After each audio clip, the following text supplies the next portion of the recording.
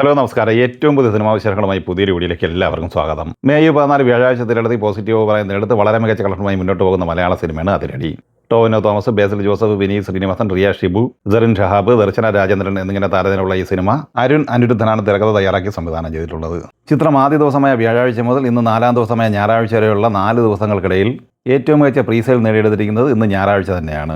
ആദ്യ ദിവസം കേരളത്തിൽ 1,87,00,000 രൂപയായിരുന്നുവെങ്കിൽ 2-ാം ദിവസമായ വെള്ളിയാഴ്ച 1,45,00,000 രൂപയായിരുന്നു കേരള പ്രീസെയിൽ. എന്നാൽ 3-ാം ദിവസം ഇന്നലെ ശനിയാഴ്ച കേരളത്തിൽ 1,80,00,000 നേടിയെടുത്ത ഈ സിനിമ 4-ാം ദിവസം ഇന്ന് ഞായറാഴ്ച കേരള പ്രീസെയിലായി നേടിയെടുത്തിരിക്കുന്നത് 2,11,00,000 രൂപയാണ്. ആദ്യ 2 ദിവസം കൊണ്ട് കേരളത്തിൽ ഈ സിനിമ നേടിയെടുത്തിരുന്നത് 10,35,00,000 രൂപയായിരുന്നു. ഇന്നലെ 3-ാം ദിവസമായ ശനിയാഴ്ച കേരളത്തിൽ 4,75,00,000 രൂപ ഈ സിനിമ നേടിയെടുത്തിട്ടുണ്ട്.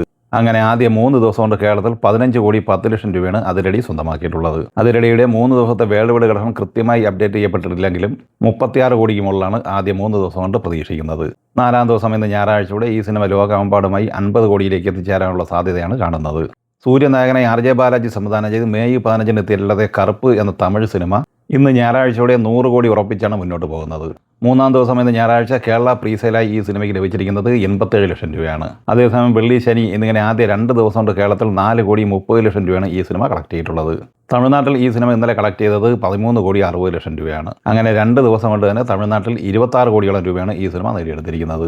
ആദ്യ ദിവസം ലോകമെമ്പാടുമായി 31 കോടി കളക്ട് ചെയ്ത ഈ സിനിമ 2 ദിവസത്തെ വേൾഡ് വൈഡ് കളക്ഷനായി നേടിയെടുത്തിരിക്കുന്നത് 71 കോടി രൂപയാണ്.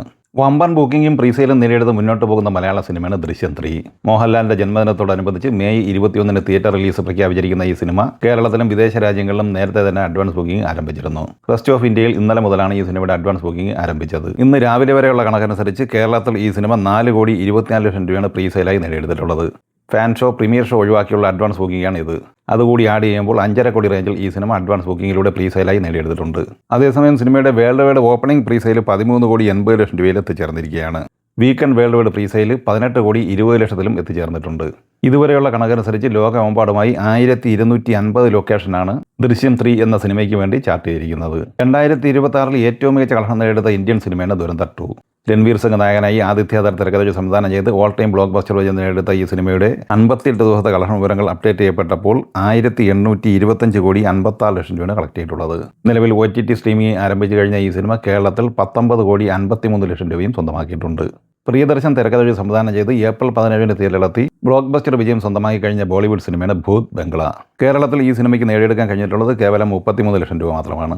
അതേസമയം ഇന്ത്യൻ ഗ്രോസായി ഈ സിനിമ 210,68,00,000 രൂപയാണ് നേടിയെടുത്തിരിക്കുന്നത്. വിദേശത്ത് നിന്ന് $6.03 മില്യൺ, അതായത് 57,53,00,000 രൂപയും സ്വന്തമാക്കിയിട്ടുണ്ട്. അങ്ങനെ ലോകമെമ്പാടുമായി 268,21,00,000 രൂപയാണ് ഭൂത് ബംഗ്ല സ്വന്തമാക്കിയത്. 120 കോടി ബഡ്ജറ്റുള്ള ഈ സിനിമ തിയേറ്റർ റൈറ്റ്സ് വിറ്റഴിക്കപ്പെട്ടത് 65 കോടി രൂപയ്ക്കാണ്. സിനിമയുടെ ബ്രേക്ക് ഈവൻ പോയിന്റ് 130 കോടി രൂപ മാത്രമാണ്. ഈ സിനിമകളെക്കുറിച്ചും വീഡിയോ സംബന്ധമായി നിങ്ങളുടെ അഭിപ്രായങ്ങൾ കമൻറ്റായി പറയുക. വീഡിയോ ഇഷ്ടമായി ലൈക്ക് ചെയ്യുക. നമ്മുടെ ചാനൽ സബ്സ്ക്രൈബ് ചെയ്യുന്ന കാര്യം കൂടി പരിഗണിക്കുക. വീഡിയോയുടെ നോട്ടിഫിക്കേഷൻ ലഭിക്കാൻ ബെല്ലൈക്കൺ കൂടി എനേബിൾ ചെയ്യുക. പുതിയ മറ്റൊരു വീഡിയോയുമായി വീണ്ടും കാണാം. എല്ലാവർക്കും ഒരിക്കൽ കൂടി നന്ദി, നമസ്കാരം.